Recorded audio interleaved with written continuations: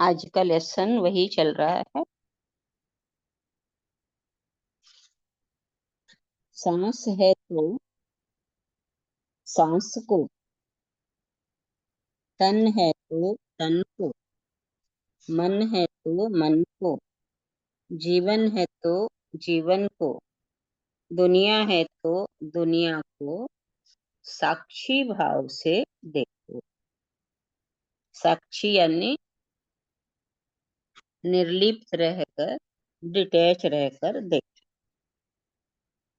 साक्षी बनकर दुनिया में रहेंगे तो आप घर में रहते हुए भी एक सन्यासी की तरह रहेंगे। एक सन्यासी। रेणु कुछ बोलना चाहती हो क्या, रेणु भाटी?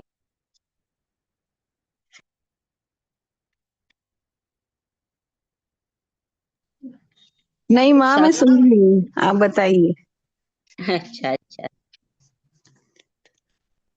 रेणु कहाँ से हैं आप? मैं कुन्हारी से हूँ माँ। अच्छा अच्छा, वहाँ वो वाली क्या? अच्छा, वेरी हाँ गुड। हाँ। हाँ जी। Very good very good. हाँ। साक्षी यानी डिटैच रहना, अटैच नहीं होना। यानी सबके साथ रहें पर निर्लिप्त होकर, डिटैच होकर रहें। विपरीत दशा में भी प्रसन्न, यह है डिटैच दशा। विपरीत दशा में भी प्रसन्न। ईश्वर ने हमें प्रसन्नता का वरदान देकर ही धरती पर भेजा है। भक्तों के लिए चाहिए साक्षी दशा। ऐसा हुआ, एक महिला को डॉक्टरों ने बताया कि उसे कैंसर है और उसका ऑपरेशन होगा। महिला ने ऑपरेशन से पहले प्रदेश रहने वाले अपने बच्चों को बुलाया और जो भी देना था वो दे दिया।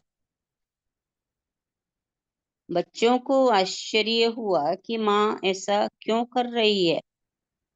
बच्चों ने कहा, माँ तुम्हें अभी इतनी जल्दी क्या है? जमीन जायदाद के कागजात इतनी जल्दी हमें क्यों दे रही हो, बांट रही हो?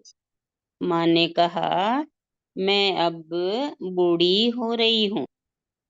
तुम लोग अपने पास कागजात वगैरह रख लो और अपने अपने घर चले जाओ। बच्चे चले गए। महिला ऑपरेशन के लिए आ गई। डॉक्टर ने पूछा, आपके परिवार के लोग कहाँ हैं?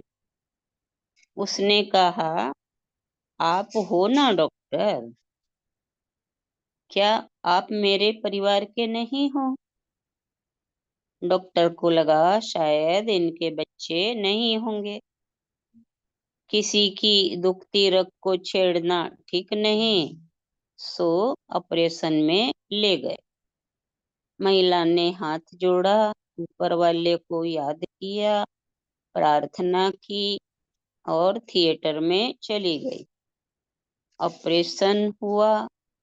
15 दिन के बाद महिला स्वस्थ हो गई। डॉक्टर ने सोचा, अब ये ठीक हो गई है, इनका कोई नहीं है तो घर तक पहुंचा आता हूँ। दवा आदि की व्यवस्था भी कराऊंगा। ऐसा सोचकर उसने कहा, अपना एड्रेस दीजिए ताकि आपको घर पहुंचा दूं। महिला ने कहा, घर पहुंचाने की जरूरत नहीं है, ये मोबाइल नंबर और फोन नंबर लो। मेरे एक लड़का और लड़की हैं, उन्हें फोन कर दो, वे आकर मुझे ले जाएंगे। डॉक्टर महिला की इस डिटैच दशा पर आश्चर्यचकित थे।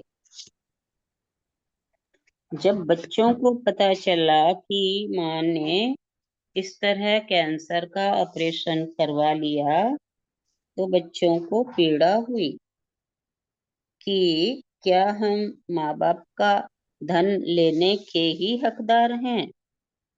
क्या उनकी सेवा के हकदार नहीं? उन्होंने माँ से पूछा, माँ, आपने ऐसा क्यों किया? माँ ने कहा, बेटा, इसलिए किया क्योंकि जब मैंने ऑपरेशन का नाम सुना तो मुझे 30 साल पुरानी बात याद आ गई।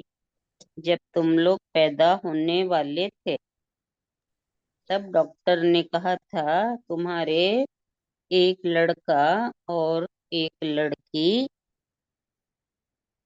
ऑपरेशन से ही पैदा होंगे।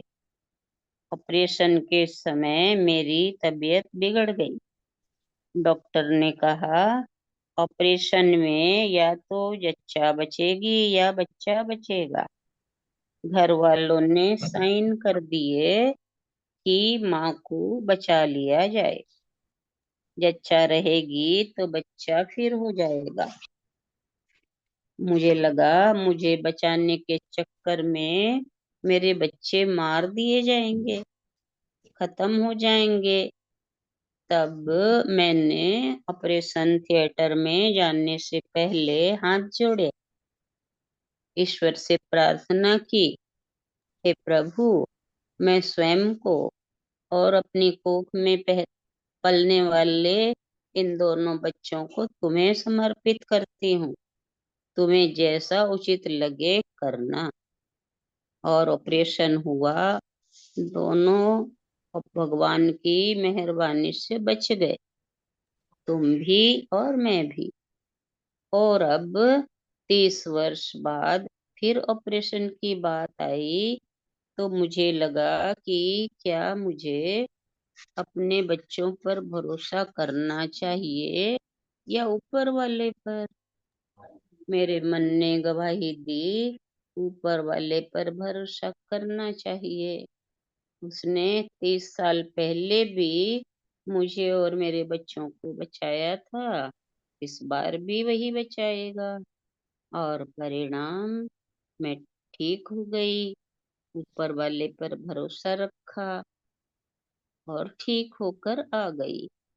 तुम लोगों पर भरोसा रखती तो शायद तुम मेरे तुम लोग मेरे लिए दौड़ भाग कर सकते थे, पर जीवन तो ऊपर वाले की वजह से सुरक्षित है। इस घटना ये घटना इस बात के लिए प्रेरित करती है कि अपनी लगाम उस पर छोड़ दो और सहज जीवन जियो। जितना हम सहज जीवन जिएंगे उतना तनाव, क्रोध, मान, ईर्ष्या कम होते चले जाएंगे।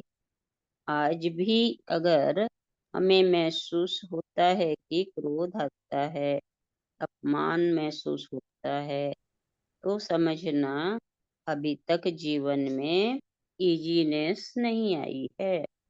जैसे जैसे जीवन में सहज होंगे, तनाव मुक्त होंगे, तो आनंद और विश्राम पूर्ण जीवन जीने में सफल हो जाएंगे।